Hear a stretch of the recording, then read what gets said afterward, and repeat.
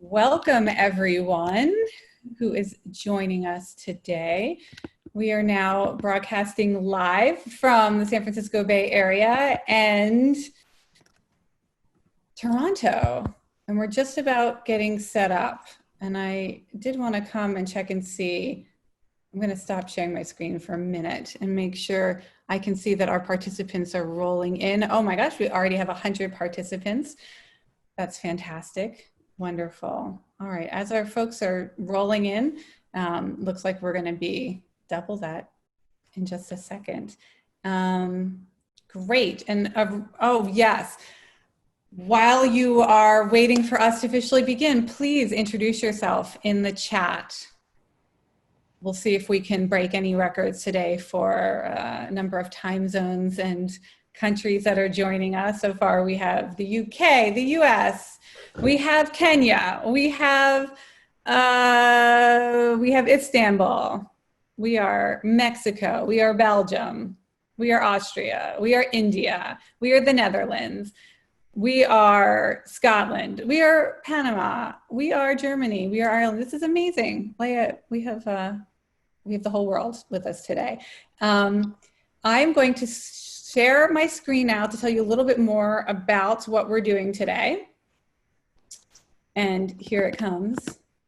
So welcome to our Foresight Talks webinar series. This is a series of conversations with master foresight practitioners to offer advice, insight, and food for thought to our global foresight community, of which you are all a part. Thank you for joining us today.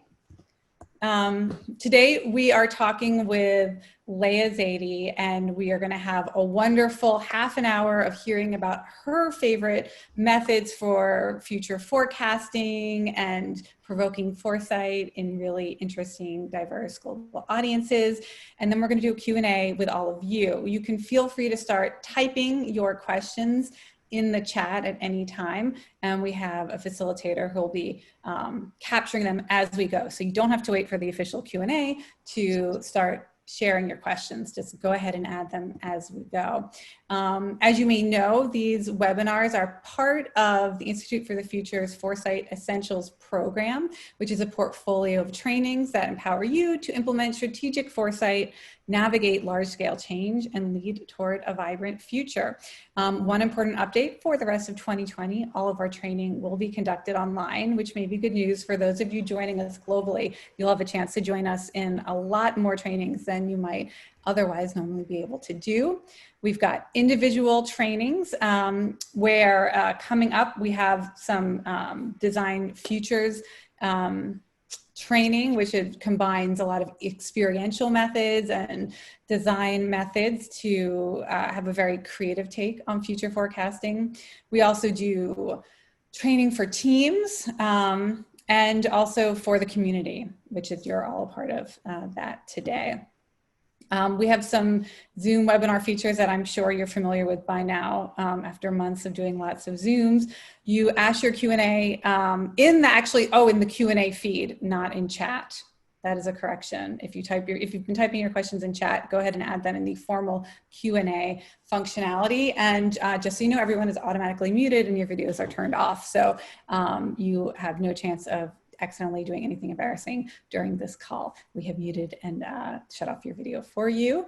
Okay, well that brings us to our amazing guest for today, Leah Zaidi, who is the founder of Multiverse Design, which we'll hear more about, but also has some exciting new things to tell us about. Okay, I'm not sharing screen anymore, good. So Leah is joining us from Toronto, where she has just become a senior associate at the Future Today Institute. And Leah is also one of the most creative and interesting people working in foresight today. And I first became aware of her work after she won a major award in 2018, where her work on how you can adapt the world building methods of science fiction writers to help think about the complex problems we might face in the future and how to design really compelling preferred futures. It won an annual award, which was the most significant futures work of the year from the Association of Professional Futurists. And that kind of, I think that kind of landed you on a lot of people's radar. And since then, you've been doing amazing creative projects that we're going to talk about today. You've also, as a foresight consultant, created future-proof strategies and helped lead organizations through complex change, government groups, arts and culture, financial services, academia, not-for-profits. And I'm just really excited today to hear more about your process, what brought you to Foresight, the kind of unique methods that you use. And I think everybody, we're really lucky to have a chance to learn from Leah because she brings this incredible creativity to this razor sharp systems thinking that I think Leah is unique in Foresight. So thank you for joining us. Thank you for having me. I, like everyone else who has talked to Jane, has a crush on her. So this is very exciting for me as a futurist to be able to sit down and have this conversation with you. And I'm super excited to get started. All right, well, let's do it. So my favorite question to ask other people who are professionals in the space is, how did you wind up with this job, which you almost certainly never imagined as a kid doing? And how do you explain it to people who are not professional foresight practitioners? Because I think we're all looking for ways to explain to people this kind of strange, wonderful work that we do. Yeah. So I've had a very long love affair with science fiction and with speculative fiction. And what I was doing before I got into Foresight was I had a career in marketing that went all over the place. So I started by doing my degree in HR, and then I fell into a startup, and then I went into marketing, and I got into writing science fiction. And so this was about 10 years ago, I started to write speculative fiction and science fiction, and then I got deeper and deeper down that rabbit hole. I started to engage with other writers. I started to learn about the publishing industry. And then one day I found out about this program. And I found out about it through Carl Schrader and Madeline Ashby, because I looked up their profiles. They're science fiction writers that are in the same community as we are. And they went through this program, and I thought, if it's good enough for them, it's definitely good enough for me. So I quickly put my application together. I got in. I was lucky enough to get into the OCAD program while Stuart Candy was still there, who is, I believe, associated with IFTF and works with you guys. And so I learned Foresight from him. And it was just one of those moments of going into class and learning the methods and realizing, like, oh, I know this stuff. I've been doing this stuff. I've just been calling it very different things. And so that was my journey to Foresight. And now I'm here and I'm doing this work. Amazing. I mean, that's great. It's really lucky for the Foresight community to have somebody who has that storytelling background and experience, and to be able to synthesize what creative writers do with what creative futurists do. How do you tell people, how do you describe what you do to other people? Yeah, so in very simple terms, to me, Foresight is anticipating and adapting to change. So I tend to think of it through the evolutionary biology lens of the circumstances around you are going to change, the context is going to change, and you have to adapt to that context. Because if you're unwilling to adapt to that context, we know what happens to species that don't. So it's about understanding how the world around you might change and how that might impact you, and then how to respond to it. And again, always with thinking about the future as a multiple, never as a thing that's predetermined, but also something that we can shape and interact with as we go along. I love that. I think we're in a period right now where people have accepted more than ever that the world can change rapidly overnight. And so that seems a very effective way to explain it for me. You've recently started a new project that I thought would be a great way to kick off this conversation, to show people some of your latest work, because it really captures that storytelling instinct. So do you want to share some of your micro stories from the future? Yeah, absolutely. Let me just share my screen with you guys, and you can see that playing out. So I hope everybody can see that. Yes. And we'll quickly present. Perfect. So this is where I've been putting up little prompts, future snacks, if you might. And these are essentially little prompts that I've called Fortunes from the Future. And there are a variety of prompts that speak to different futures on different timelines.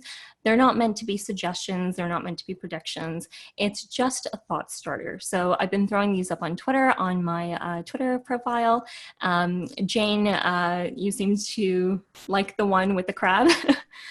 Oh, yeah. So, I mean, it's so fascinating. Let's give people a So why don't you read them to me and then we can do a little talk there because I want to make sure everybody's a chance to absorb. Sure. So we'll just go in clockwise order, starting from the top left-hand corner. So the first one here is print a temporary friend to help you through the tough times ahead. And it's combining things like 3D printing, when we talk about 3D printing for organs, for instance, and biology, and then things like natural language processing, deep fakes. And so when we combine a whole bunch of different technologies, what is it that we get? And so the idea was you could potentially print a friend for yourself that's temporary, especially as we're going through things like quarantine and may go through more quarantines in the future, particularly as climate change develops and we might face, additional pandemics. The next one over here is your smart car will act like a smart ass. Save up for a personality upgrade. And that's meant to just convey the idea that we're talking about products, but our products might have personalities. And what happens when you get a sour personality or it doesn't develop along the lines that you wanted to? We've seen a little bit of that with the AIs that have been put out that learn the wrong things and develop along the wrong lines. So what happens when that's a very deliberate choice, when you're not given the better or the optimal personality for you, and that's something that you potentially have to purchase in the future. The next one here we'll go down because we're still going clockwise. I love that one because now I'm like right now the business model of a lot of platforms is it's free to use and then they sell you little upgrades like in video games, right? Free to play, but you pay for the avatar upgrades or some extra moves. And I could just imagine in the future, all of the AI that products ship with is deliberately a smart ass and you get hooked on the platform, but then you pay to not be harassed and abused by your site. Yeah, and that's something that would be as IoT and the Internet of Things become more popular. That's something that we could see potentially being borrowed from gaming. This idea of a non-player character and what it means for your products to be non-player characters. So I think that was kind of interesting. I wanted to play around a little bit with that thought. Nice. Okay, so yes, and then the crab mode. Yeah, so this one says waters will run high today. Expect damage if your home is not in crab mode.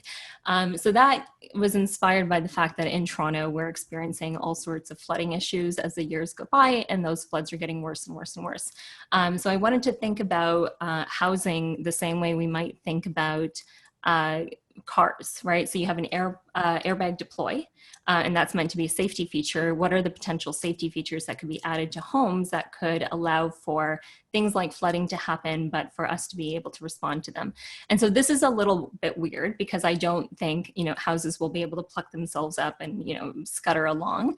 It's more so meant to prompt your thinking around like, well, what does that mean for materials? What should homes be built out of? Are there waterproof materials that we can borrow from nature, kind of like the concept of shells, that we could potentially be building our homes and other things with that could be waterproof and could save us in terms of damage and things that could happen to our homes. And I really love this one when you shared it on Twitter because it speaks to that sense of instability or just constant flux that I think we're all living in. I live in a wildfire risk area, and over the past year we've had rolling blackouts where our power is cut off to preempt the fire risk. And you wake up and you've got a message from your electricity company saying you won't have power for the rest of the week. Good luck. And so this really spoke to me, the sense that we're always just trying to be agile. What am I going to do?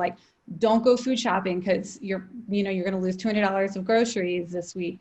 I think as I look at the next decade, learning to live with this constant, it's almost like a hypervigilance, but this is kind of a nice, softer version of it where maybe we'll have help, we'll have these monitoring systems and we'll have these adaptive modes, and we'll just get used to this sense of maybe constant risk that we're living through.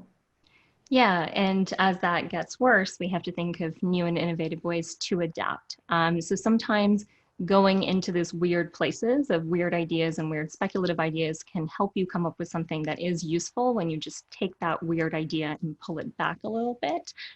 There can be a little bit of a nugget of something that's interesting or different or novel that you can pull out of it that is applicable to today's world. So for me, that in this case would be really looking at the materials as opposed to the idea of a house scuttling away. Or Yeah. the idea of mobility, right? What does it mean to be mobile in the future? Knowing that we're going to be dealing with potential disruptions in our lives. Yeah, and what you've done is so nice here in that it sparks a feeling, and you've taken the future a couple steps further than what might be realistic in the next generation of technology. But by doing that, you allow people's imaginations to kind of open up. And even if this specific, as much as I would love to 3D print a deep fake, like a celebrity to live in my house, with me that I'll never actually meet, even if I can't do that, to speak to some of these, the idea of like, how are we going to help each other and ourselves through these tough times, and the self-care, just to acknowledge that we're all desperate for new forms of connection and support. It allows us to think about these issues, but we kind of snuck on it like up, like sideways, like a crab, essentially, to get to these serious issues. Tell us a little bit about this last one, because that's so fascinating. Yeah, so this one is take an activism pill when the next crisis starts. It will do wonders for your career. So it's playing on the whole woke culture, because I think a lot of people tap into some of these bigger systemic problems that are happening. We see this a lot in social media. We saw it with the protests that were happening where, influencers were showing up to take photos and then walking away. And it wasn't really about supporting and helping. It was more so about the photo opportunity. So if we look at things like ingestibles and the kind of nanobots that we've been talking about for a little while that could potentially influence us, well, what if we were to take an ingestible that gave us that narrative around, here's the story that you should be telling, or here's the knowledge you need to have to be a proper activist. And you could use that in the right moments to be opportunistic. So again, not something I'm suggesting anybody should do by any means. But if we look at the cultural things that are playing out right now on social media, the virtue signaling, all of that, what are some of the ways that that can really go wrong in the future? I love that. I think it speaks to some people's like a genuine concern that they are having a hard time even keeping up with the changes and may fall out of step without realizing, like this is not acceptable. I mean, even people who are open to change, I think there is I just can't keep up with it. It would be nice if a pill would solve that. It probably, but just even to speak to that concern. That's great. How have you felt like this project has been going? It's interesting. So there was no real intention around it in terms of turning it into something further. The idea behind this was I do a lot of democratization of the future sort of work. And the point of putting out work publicly is really to give people a chance to think about how they can think about the future in different ways, and digest a little bit of futures thinking and futures literacy along the way of doing that. And so this is really just meant to make people think about how can the future be different than what you expect it to be, and develop that capacity to think of alternatives. Well, I think it would be a great challenge to our attendees today, which are now 268 watching us, to think about if they could make their own little shareable image microstory of the future, and find us on Twitter, and share it back to us, because it's such an accessible way to engage in foresight. I wanted to talk a little bit about some of your forecasts that you've put out in the past couple of years, one of which I know has taken on sort of even more relevance during this pandemic. Would you be willing to share a little bit about your love tech forecast, which I found absolutely fascinating? Yeah, absolutely. Let me see if I can pull that up.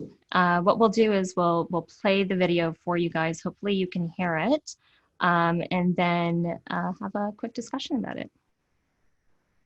Tech stuff is always fun. I'm just waiting for this stuff to be linked up to my brain at some point. Has your relationship hit a rough patch? Did you settle for the wrong person? Meet our nano-sized army of BlissBots. They'll keep you together, no matter what. BlissBots will sync with your wearables and your smart home to release the right hormonal cocktail at the right time. Our Love AI, Sereno, will coach you to be a better partner along the way. A few short weeks of manufactured intimacy, and you'll start to feel the real thing. Eros Labs. Love. Actualized.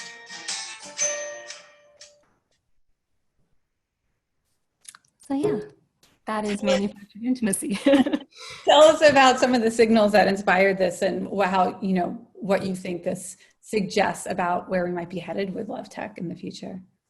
Yeah, so I mean, we've seen the episodes that deal with love on Black Mirror. And now we know we've got a whole bunch of technology that is coming into the home. And there was this one particular incident that happened a few years ago where somebody had a Fitbit on while they were going through a breakup, and the Fitbit recorded their heartbeat the entire time. And you could see the point where it actually happened, the real moment of stress. And that was really interesting to me because when you have wearables, when you have smart devices in your home, there's a certain point where all of those things might start talking to each other. And then what are the configurations and the weird scenarios that can come out of that when everything is able to connect? And it knows you. It knows you better than, you might know yourself at times. And so there's a natural sort of step when we think about the algorithms behind these things of, well, there's algorithms in dating as well when we look at all of the dating profiles. So what happens when I combine my dating profile with all of the devices that I have, and now I'm in a relationship, and now everything's watching me, and it knows me in ways that my partner might not. So how do you leverage that? And the point that I was making, like it's meant to be cutesy, and it's meant to be something that you look at and you think, oh, I might want that. But really, there's some really dark, insidious, systemic things underneath, like what that technology could be used for, and how it could turn against you. So you have to kind of think about both sides of it. Well, presumably any technology that's created for, the intimacy of couplehood could be used to make you feel differently about, an employer or a political candidate or, we think we bring these technologies in a kind of self-help capacity, but then they get kind of potentially used against us in a state or structural way. What are you seeing around? When I watch that video, it does make me think about what's going on with so many people spending so much more time at home now, working from home, nowhere to go to socialize, living 24/7 with their partner. And the trends are, I've seen research out that people are less intimate than they were before, that couples are fighting more, divorce rates are going up, there's more abuse and domestic violence in the home. It makes me feel hungry for some kind of solution. Maybe it's not biometrics and algorithms, but it definitely speaks to something I think we're trying to figure out. Is there a way to get through all of this togetherness with Right. technology? Did you have any thoughts on? So there is a massive cognitive load to what we're going through right now because you consciously have to think about every little thing that you're doing in a way that you didn't before. So, going outside is an event now. And so emotions run high in relationships at the best of times, and they can be hard work at the best of times. And the conventional wisdom around relationships really has been that, your partner shouldn't be everything to you. You shouldn't put everything on your partner. You have to distribute that a little bit amongst friends and family and work and hobbies. But what happens when you're in a situation where your world shrinks on you and you don't have a choice but to be in lockdown with somebody? This is a circumstance that doesn't come around very often. The last time we had lockdowns around a pandemic was with the Spanish flu. So how do you survive a relationship in that context? And so this is where, even though this sort of technology could have really dangerous effects, it becomes a little appealing and convenient because if you can take the emotional and cognitive load off of yourself and put it onto something else that is manufacturing your environment, that gives you all the reminders that you need, that tells you how to speak to your partner in the best way, that can seem like a bit of a relief. And it's those moments of convenience that allows that technology to come into our homes and then be used in different ways that we didn't protect and plan for later. I love that. This is why kind of playful forecast can be so productive, because you've just said something that made me have an aha insight that I haven't really had yet about what's happening now, which is, you know, there are these moments in history when certain technologies can get a foothold because the needs of society change so dramatically. And this need that we now have for support in this cognitive overload environment, it does seem like this could be a tipping point for all of the assisting technologies, for AI, for us to want to lean more, to just get it out of our head and offload it. And that's a really interesting, I mean, that is a broadly applicable insight across, I would think, you know, schools and workplaces and innovation contexts. So thank you for planting that seed, even though it's not actually about love. That's very helpful. We have about 10 minutes or so before we open up for questions.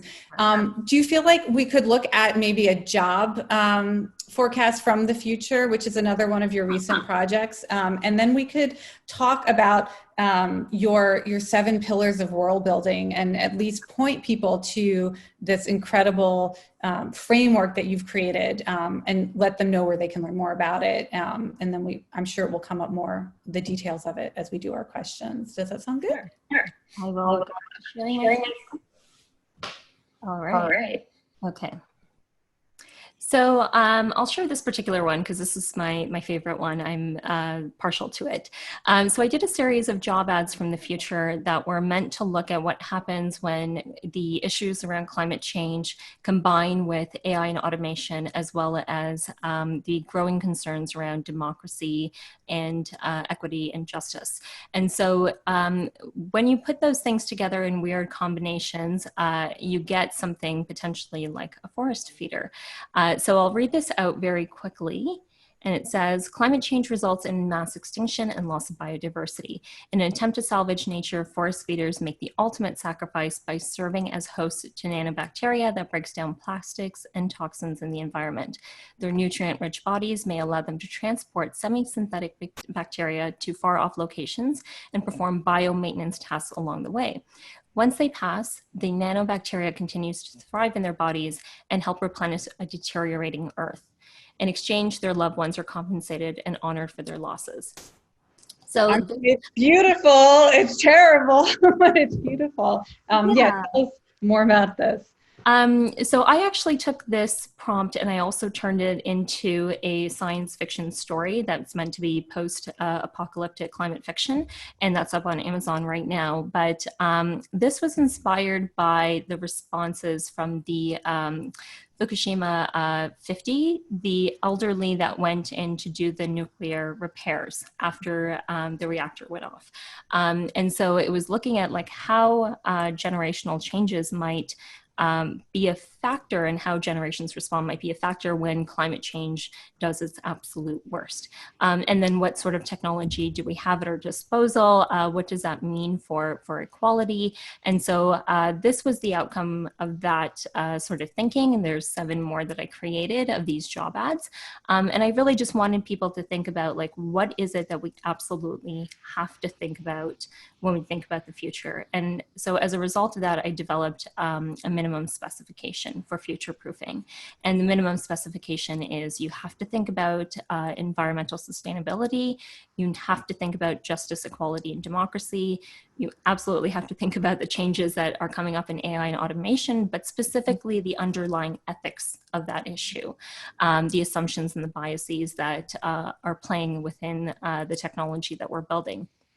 And so that's not to say that those are the only 3 things you need to think about, but those are at the very least the 3 things that you need to think about. And the combination of those 3 things yields so much complexity all on its own. Well, what you've just shared as a micro example is amazing. Can we help people find this work because you have a number of different job descriptions in the future. You have some more love tech examples. Where can people find all of your creative work? Sure. So you can find it on my website. This piece of particular work is sitting with the Journal of Future Studies at the moment. I'm just waiting for it to be published in an upcoming issue, so I can drop that in the chat. But yeah, this is all up on my website, and you can go check it out there.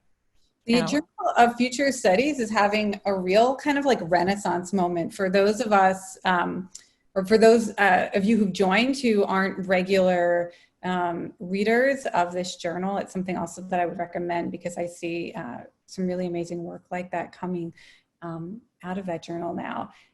Shall we, now that we've seen an example of what a really rich, informed future looks like when you take into consideration the different pillars of world building, can you show us what that framework looks like? Kind of tease people, give them a taste of this robust methodology. Sure. So going back to sharing my screen here. We're so lucky, by the way, everybody. This is like such a, it's so fun to wake up and have all of these just really concrete, vivid examples of amazing futures work, by the way. Thank you for doing this with us. Oh, happy to share. So this is the 7 Foundations model. This is the work that I did for my major research project while I was at OCAD. And what I pulled away was after looking at how science fiction authors build worlds, what is it that they really focus in on, and what are the key things that are at play in every single system, even when they're suppressed. So these were the 7 overall domains. So they're political, economic, philosophical, environmental, scientific and technological, artistic, and social. And so it doesn't matter what system you look at, whether it's an organization or you're looking at healthcare or education, or if you're looking at different countries or different civilizations through time, these 7 things are always at play. The question is, how are they interacting with each other? What are the dynamics that are playing out between them? And so taking that systems thinking lens and applying it to futures, how do we develop a view of the future, a prototype of the future that incorporates this systemic view as well. And so that's why I created the model. And I think professional futurists are used to working with the scientific and the technological piece and the political and economic and increasingly environmental. Could you touch on maybe what is the artistic, because I think that might be left out of a lot of forecasting work and thoughts about future. So I'll give you a couple of examples. So a lot of scientific and technological progress has come out of science fiction. So if you want to understand where the future could potentially go, it's a source material for scientists and for researchers and for engineers, because they're constantly going back to science fiction as a resource.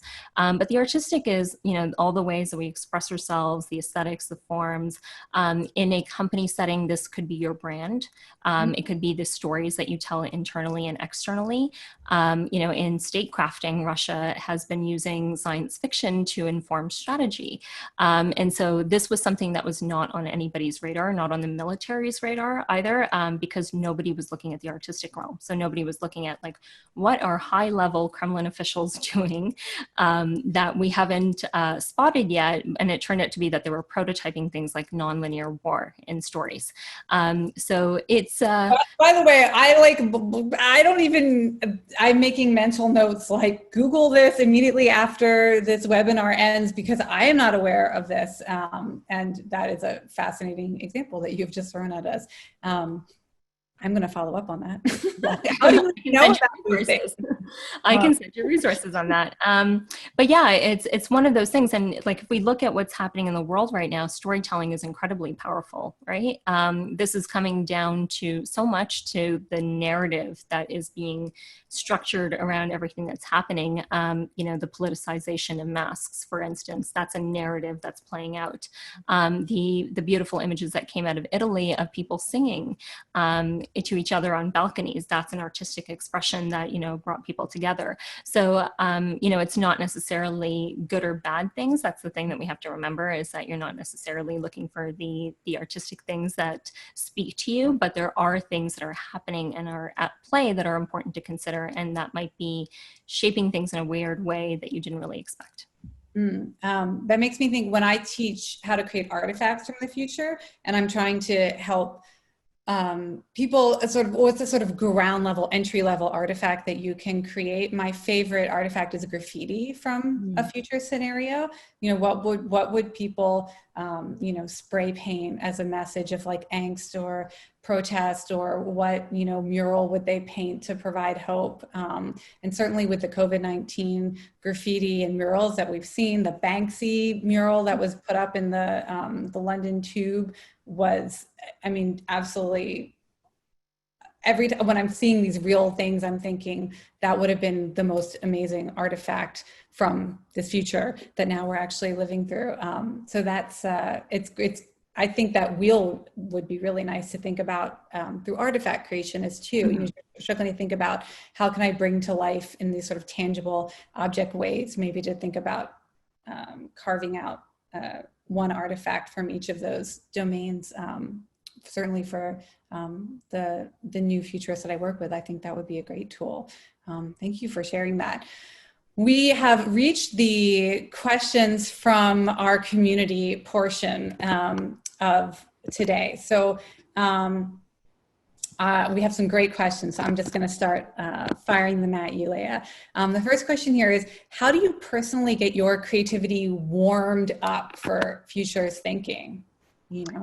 Yeah, I think it's a constant thing. So I do a lot of signal scanning, and I'm a big fan of finding weird little bits of information and storing them away, and not knowing, what is that going to turn into later.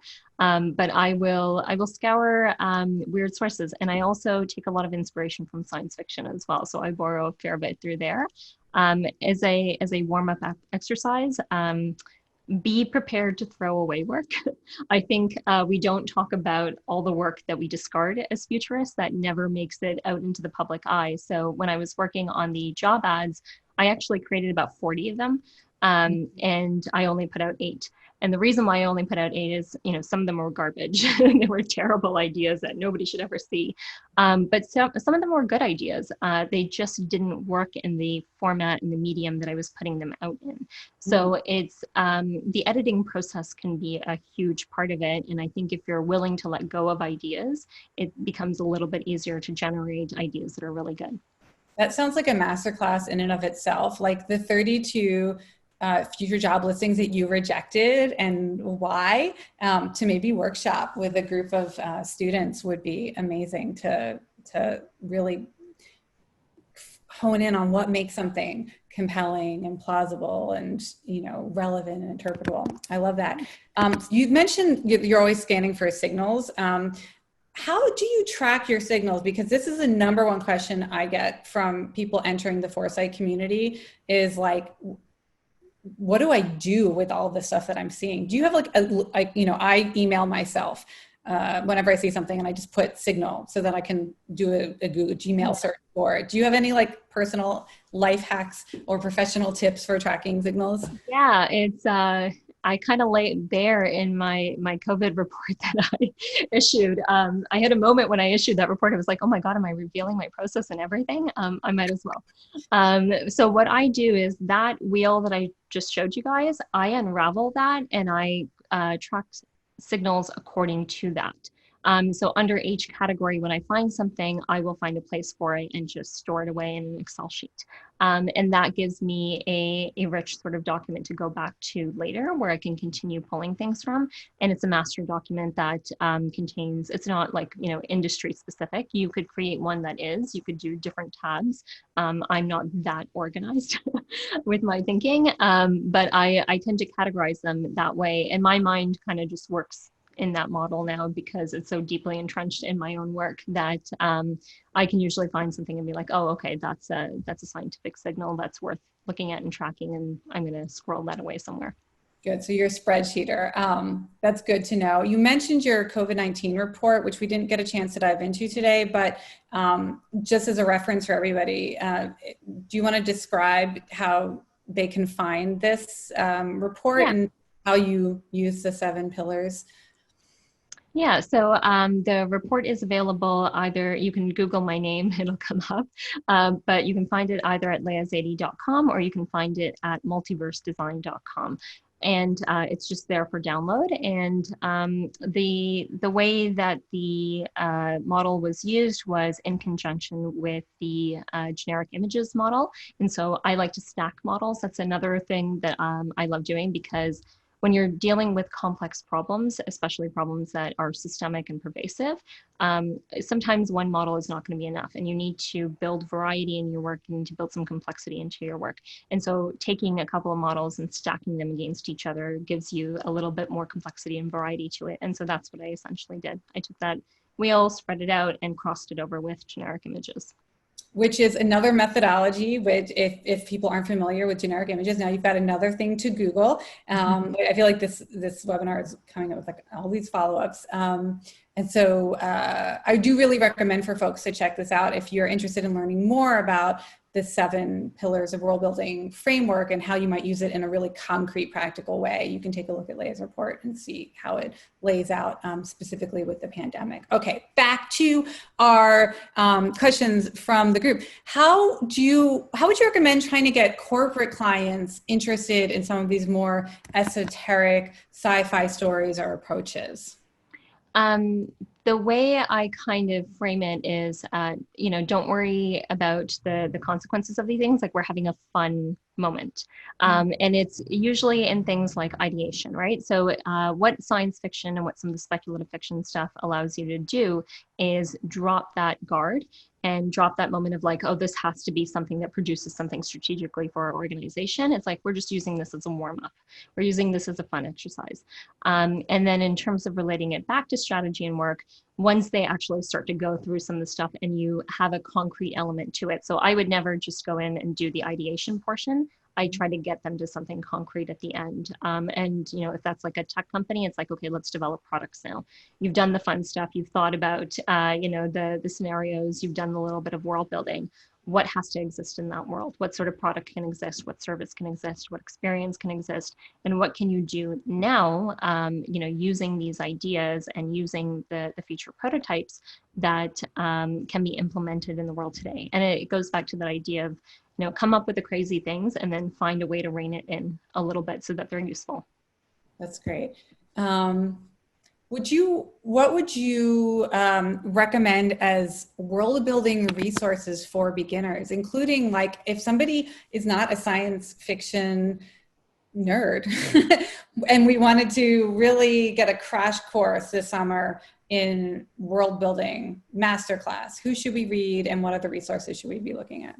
Yeah, I would say go straight to the science fiction authors. So a lot of science fiction authors like N.K. Jemisin and Brandon Sanderson do classes, and those classes sometimes are available for free online. Like, you can go onto YouTube and see Brandon Sanderson's lectures that he did at Brigham University for his master's class.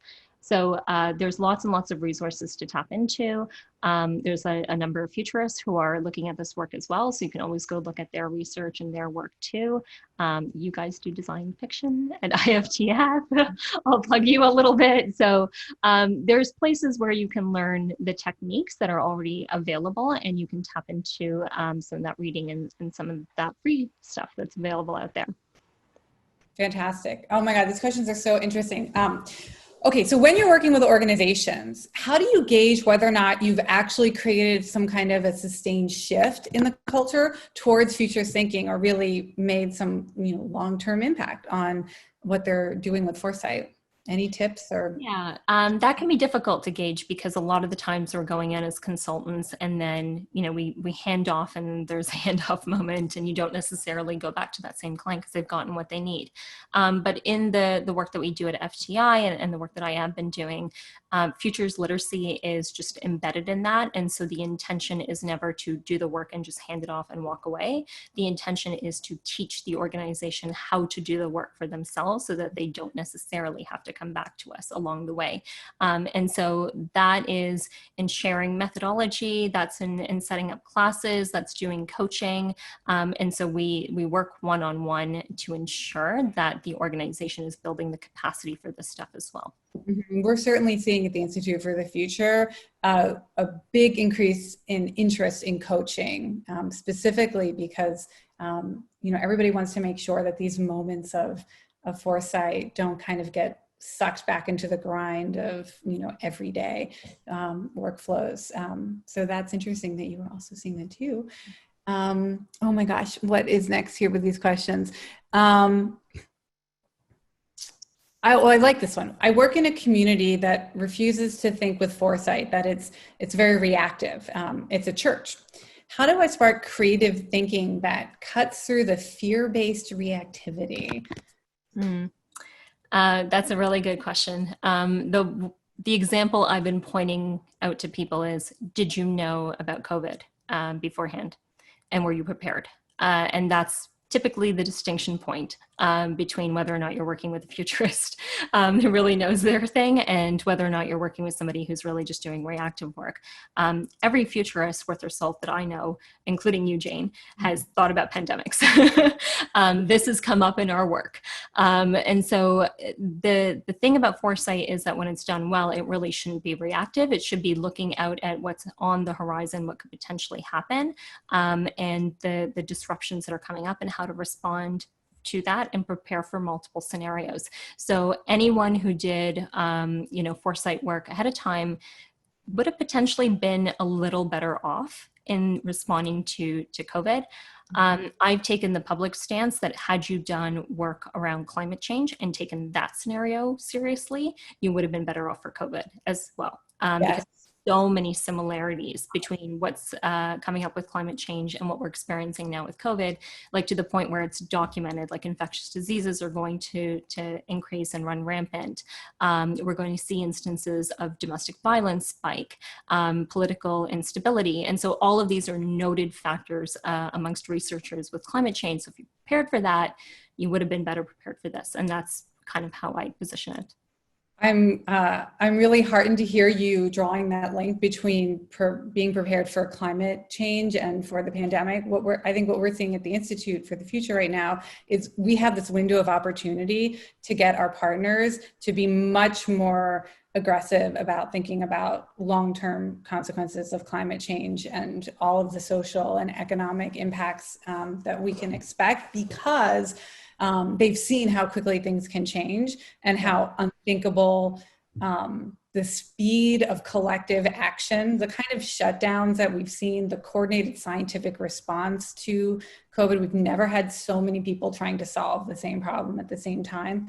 I think has been a source of, both anxiety and hope. And I've never seen so many of our partners willing to say, yes, we actually want our next forecast, whatever it's looking at, to be centered around climate, which I think is good news for foresight practitioners, because we've been trying for so long to get people to accept the sort of scale of unthinkable harms and ripple effects. I'll add to that. The reason why I created that MinSpec is because it holds up across these sort of situations. So if you look at the MinSpec, the first one is environmental sustainability. This is very much so related to environmental sustainability and our relationship with the environment.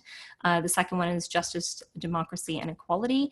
That's particularly being exacerbated right now under COVID, and we're seeing that in civil unrest. And then the third one being AI and algorithms, and looking at specifically the underlying ethics and assumptions. That's the next wave, the surveillance state issues, right? So we're going to see that come up as we start to develop technology and things like contact tracing and all of that around COVID. So that MinSpec holds up. Mm-hmm. And that's why you kind of have to think about things like climate change in every bit of work that you do. One of the things that's so just cool about your work, Leah, is how you bring in different fields and frameworks. So you're talking about MinSpec, so minimum specifications, which is, I've been doing foresight work for not that long, mid 2000s. but that's a new language that hasn't been around before that you're bringing in. The sort of what are the minimum specifications for any forecast to be relevant and useful? If you're not looking at this, you're going to miss the bus. You are going to be surprised by what happens next, or you're going to be left out of the kind of systemic change that people who are really preparing for the future are going to be undertaking. I just wanted to kind of highlight that. I think it's so fascinating. You're bringing in this kind of like technical, it's almost like product specification language into forecast, into foresight, which is a product. You know, any forecast that you create, it is a product that needs to serve the needs of users and help them think more creatively and systematically and strategically. And so I just kind of love that call to action. Like, if you're not looking at these three things, you have a failed product. And I think some kind of, I don't want to say industry-wide acceptance. I mean, because foresight isn't exactly an industry, but a community-wide agreement that all of our forecasts should be incorporating these principles or points of view is could really help us, you know, affect more change as a community if we're all doing that work. All right, let me see. I'm seeing there's like a lot of interest, Leah, in you giving just name some books. What the fiction, science fiction? Give me three. We got to read this summer. So I recommend, I'll start off with a short story. So you've got something that you can read today if you wanted to. Ursula K. Le Guin's They Walked Away from the Amelas, I think is critical reading for anyone, especially in the Valley in the Bay Area. So it's, I think it's wonderful, and it really makes people think about, like, as we're creating a better world, what does it take to do that? And does it sometimes take ugly things? The next thing I would recommend is Neil Stephenson's Snow Crash, because I think that's the scenario that the US is headed towards. Oh. So it's there's a lot of signs right now that the US is transitioning to a cyberpunk scenario, which is low life, high tech, uncertain future. And you know, everything from police brutality to surveillance to the ways that we're communicating right now gets showcased in something like cyberpunk. So that's definitely worth reading. And then I'm trying to think, grasping at like another book. There are so many. I'm going to throw a fun one out there. Read Brave New World. Brave New World is so prescient that we haven't even reached it yet. And I recommend you read it because the show just started. So, and they made some changes to it. So I think that becomes an interesting sort of experience in learning how, you know, a scenario can go from one format to another. We don't talk a lot about transmedia anymore. And that's probably something we need to talk about a little bit more in foresight too, is how do we take some of the more abstract stuff that we do, or the more academic stuff that we do, and translate it to a bigger audience. Let's put a pin in that to come back to that. There are a number of questions popping up about, I guess, the forecasts and stories that express some anxiety, cynicism, or fear. You know, we've seen a lot of climate forecasts trying to scare the daylights out of people to wake up, and concerns, we might make people feel too helpless and hopeless, or we'll create cognitive dissonance and they'll just shut it out. They don't want to hear about it. It's too scary to think about. And then also a lot of, you know, tech forecasts can tend to have a cynical or dystopian flavor. You mentioned Black Mirror, and some of your own work, certainly, some of it, you know, makes you definitely say, I don't think that is not a world I am ready for or want to prepare for. What do you think about the role for those kinds of negative emotions and some of the cynicism? How do you balance that out in your work? Well, one, you have to create the multiple futures, right? It can't just be one type versus another.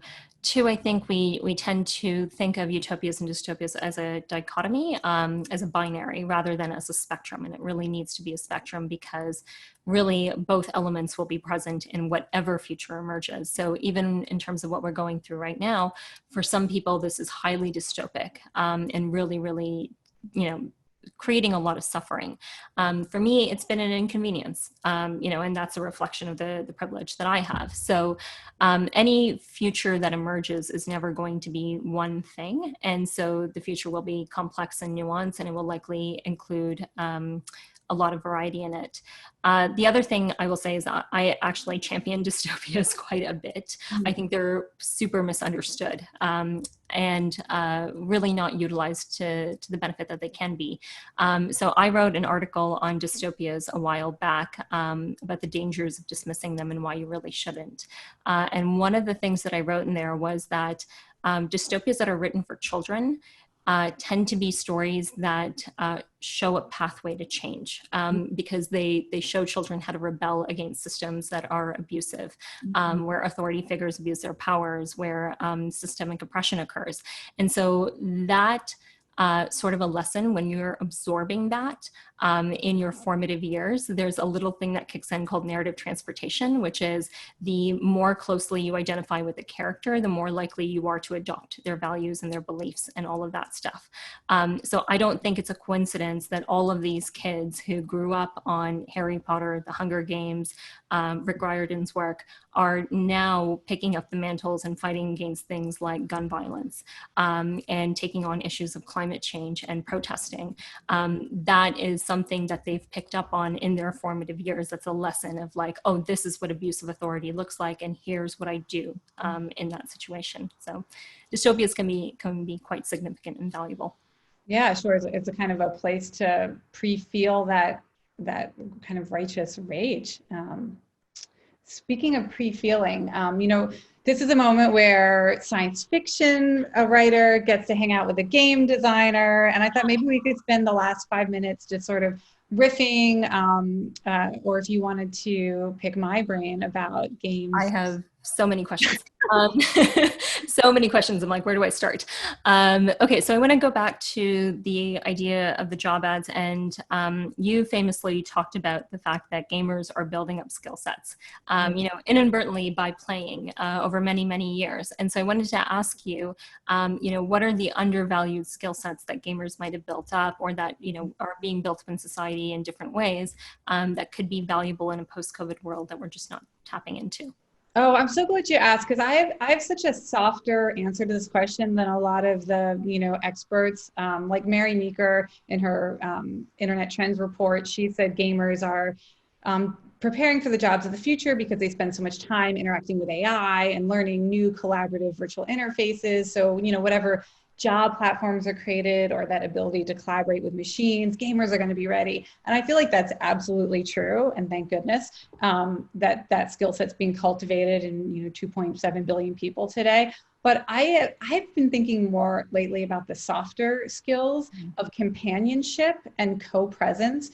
So you look at all the gamers who are streaming their play on Twitch, and they're providing a sense that you're live and co-present in someone else's life. They're streaming from their homes. It's a very intimate thing. You see their pets, you sometimes see their family members or their partners. And there's a sense of just being with somebody. And then of course, in multiplayer games, you're playing with other people, you're showing up for them regularly. One of the signals that I've been tracking out of China, they have 1.5 million people who are paid gaming companions. So this is kind of a new, I actually forecast this last decade that I thought people would be paid to play games in the future. And we're starting to see what that work looks like. And what it looks like is people who are lonely, just pay people to play their favorite games with them online only, not in person.